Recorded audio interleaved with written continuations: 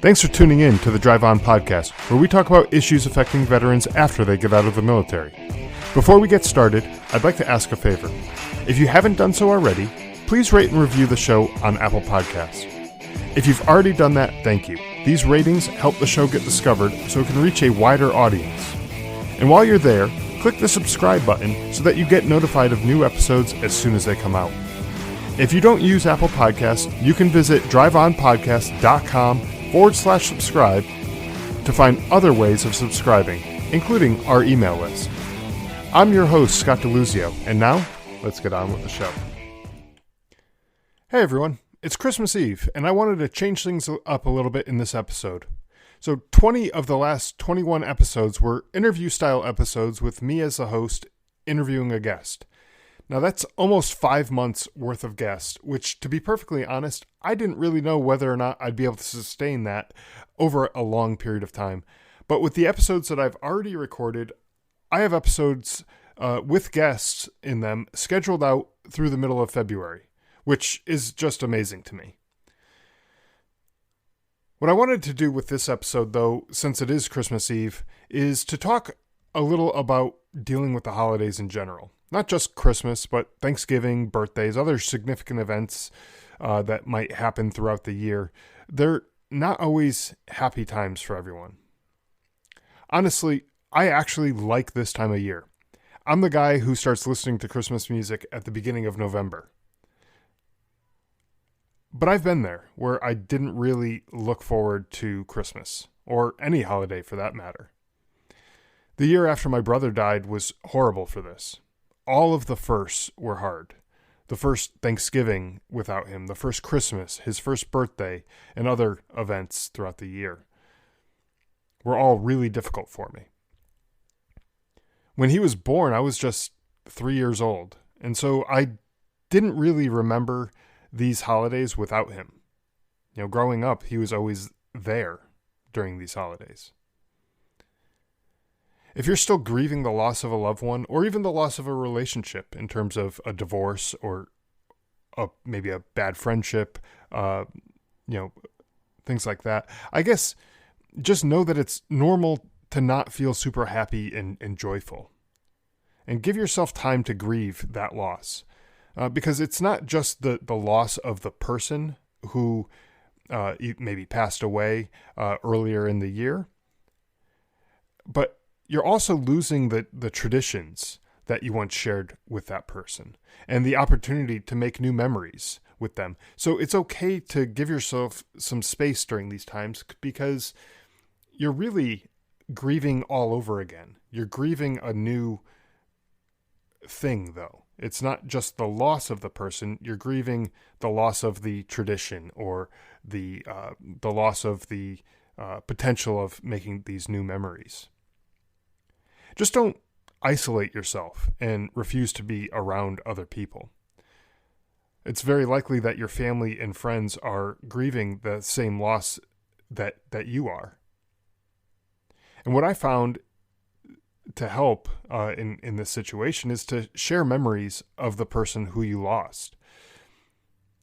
Laugh at the old jokes that you made, or remember the goofy things that you did together, or the different traditions that you would do together. Chances are, if you're grieving the loss, there was some good times that you shared that you can reflect back on and be able to enjoy that all over again. There's also the overwhelming stress of the holidays. I know people who go overboard with the decorations, or committing to parties, or trying to find the perfect gift for someone. All these things just add up to so much stress, especially this time of year. Then we make things worse by going on social media and seeing how so-and-so has their perfect Christmas tree or whatever set up in their house. And then we look at our Christmas tree and feel like Charlie Brown dropped off a Christmas tree in our living room. And we feel like we're not good enough because we're looking at this tree that isn't as spectacular as maybe your neighbor or your friend who is posting their pictures on Instagram or Facebook or whatever. Look, let me give you a little help here with this.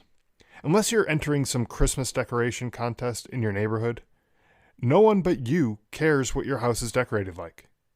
The neighbors are not talking about how that one strand of lights keeps going out on the bush over on the side of your house. Your parents aren't wondering why the wreath isn't perfectly centered on the door. No one cares. Imagine the enormous amount of stress that would be taken off of your shoulders, the amount of relief that you would feel if you didn't care about these things either. I'm not saying don't decorate your house if that's what makes you happy, but don't do it to make someone else happy while creating misery for yourself. If you have kids, one way to reduce the stress you have about decorating is to have them help. And some people probably just passed out at that thought. Maybe I should wait a sec for them to come back from that. But seriously, have them do stuff like cut out snowflakes or whatever and hang them up around the house. It'll look like Buddy the Elf dropped in for a visit and decorated your house. Make Christmas cookies with them. Be silly and decorate with them with no expectations that it'll be perfect. Because, damn, it just won't be perfect at all. This year, my daughter really wanted to help decorate. So her and I strung all the lights around the outside of the house. When we decided that we needed a tree topper, I took her to the store and we got this funny as hell Santa head. It looks like, just picture a deer head mounted on the wall after hunting. It's that, just Santa. It's Santa's head. It's got the hat, the beard, everything. But it's just a head. And it looks so funny. When my wife saw it, she started cracking up. It doesn't even stay on the tree all that well. As far as like a tree topper, like that's where its one job is to sit on top of the tree, but it doesn't even do that all that well. When the dog goes under the tree and scratches herself, the head is usually flung across the room like a catapult. It's like that scene in The Godfather when there's a horse head in the bed, right? It's an awful tree topper. It's just not good. But my kids like it, right? It's not the classiest tree topper, I guess is my point here. But I don't really care. My wife doesn't care. My kid thinks it's fucking awesome. The neighbors might think it's a little weird, but again, I don't care. It's my tree. It's not theirs. And the whole point of it is to make people happy, right? And my daughter, when we put that thing up on the tree, she was happy with it, you know? And so who cares if it's an angel or if it's a star or whatever you might want to put up there? Who cares what it is? It's making someone happy. And that should be the only reason that you do that type of stuff. You don't have to be perfect, right? There's actually some fun to be had by not being perfect. All right, so let's talk about presents for a minute here. I have a study here that I looked up, and it says this year the average American will spend $920 per person on holiday gifts. I think that means each person spends $920 in total on all the gifts that they buy, not that they spend $920 on every single person that they buy gifts for. Still, that's almost $1,000 on gifts that people are spending this year. And for some people, that's just over the top expensive. Right. Sure, there are some people who can afford that without a problem, but I'd guess that there are a good number of people out there who might struggle to come up with that kind of money. Here's a tip that is way too late for Christmas this year, but it's a good tip regardless. Keep it in mind for other holidays throughout the year or even next Christmas, all right? All right, here it is. Work out a budget that goes over all the things that you spend money on each month. And I know when I say budget, your eyes are probably rolling thinking, oh God, numbers, I don't want to have to think about this stuff. But trust me, hear me out on this. All right, in this budget, list out everything. The best way that I found to do this is to actually go back into your bank statements or your credit card statements and see what you spend money on each month. Your rent or your mortgage, your utilities, your food, Netflix subscriptions, going out to eat. buying clothes, gas and car maintenance, medical bills, retirement, and other investments. List everything. And then add all that up, and then subtract that number from the amount of money that you earn each month. And that should give you a good idea of how much money you have left over to spend on gifts. Now, hopefully you have money left over to spend on gifts. Hopefully you have just money left over, period. And if you don't, you need to kind of go back and look at some of those expenses and rethink some of that. Now, let's just say, for argument's sake, you have $75 left over. After you take a look at how much money you earn and then subtract out all the stuff that you spend money on throughout the month, you have $75 left over at the end of the month. That doesn't mean that you can't buy $900 worth of gifts for Christmas if you really want to. It just means that you have to start saving, like right now. If you think about it, 75 times 12, so $75 times 12 months is $900. If you start saving that leftover money now and are consistent about it each month, you'll have $900 to spend on gifts next Christmas. Imagine finding an extra $900 in your bank account that you could spend freely on those gifts.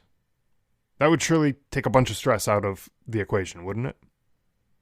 An even better approach is to look at all those expenses that you tallied up and figure out which of them you can cut out or at least reduce. And then not only would you have that $75 left over, but you might be able to get a little bit more. Then you would have some breathing room at the end of the year instead of struggling to figure out where you're going to come up with all this money. But that's not how we typically do it, though, is it? We end up using our credit card and gift ourselves the gift of starting off the new year with $900 in debt at 20% interest or whatever. So that stress carries into the new year. And if we're lucky, we've paid it off by next Christmas when the cycle repeats itself all over again. It's no wonder that people get stressed out around Christmas, right? A few weeks ago, my wife was feeling stressed with all the things that were going on in the month of December for us. It was going to be really overwhelming to her to keep track of where she needed to be, where the kids needed to be, who needed to wear what outfit, or what dish she was going to prepare for whatever event. Now, none of the things we had on our plate this month were or are really that big of a deal by themselves. But when you look at the whole month and then try to plan everything out at once, it does get a bit overwhelming. So when my wife came to me telling me that she was feeling overwhelmed, I suggested to her to stop trying to figure out everything on a high level and look at each individual day or each event that might be going on that day, if there are multiple events going on a smaller level, and figure out how to just do that one thing. There's a saying, how do you eat an elephant? And the answer is one bite at a time. Now, obviously, no one is suggesting that you actually go out and eat an elephant. I think you can replace an elephant with any other bizarre or large task that you want.